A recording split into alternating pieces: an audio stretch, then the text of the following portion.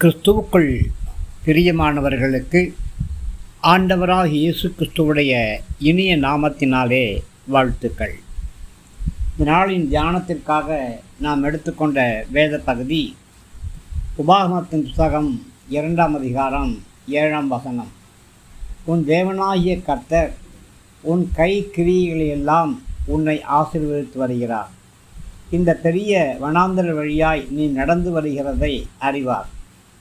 இந்த 40 வருஷமும் தேவனாகிய கர்த்தர் உன்னோடு கூட இருந்தார், உனக்கு ஒன்றும் குறைபடவில்லை என்று சொல் என்றார்.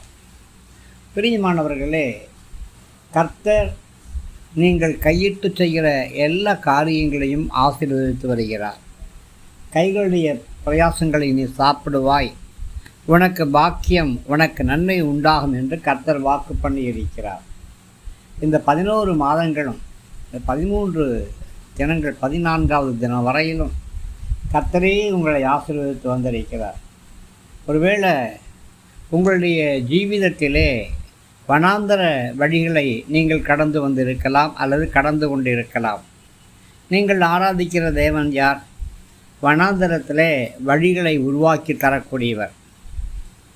அவாந்தர வழியாகிய பாலைவனத்திலே ஆறுகளை உருவாக்கி தரக்கூடியவர். நீங்கள் தாகம் என்று சொல்லும் பொழுது கண்ணறையை பிளந்து தண்ணீரை குறைத்தவர்.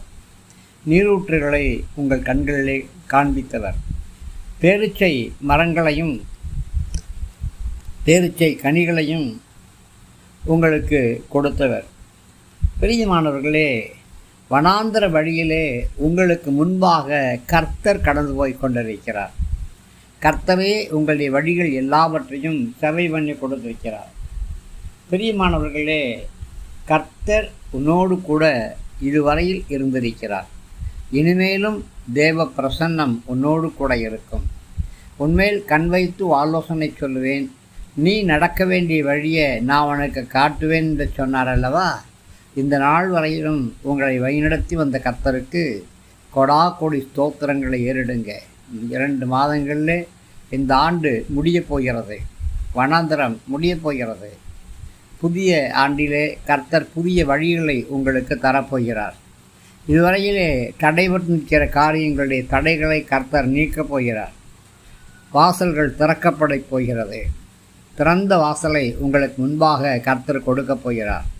ஜெய கம்பீரத்தோடு கூட நீங்கள் கடந்து போவீர்கள். உங்களுக்கு முன்பாக தேவ தூதர்களும் தேவ பிரசன்னமும் கடந்து போகும். கர்த்தர் அப்படியே உங்களை ஆசீர்வதிப்பாராக. ஆமேன், ஆமேன்.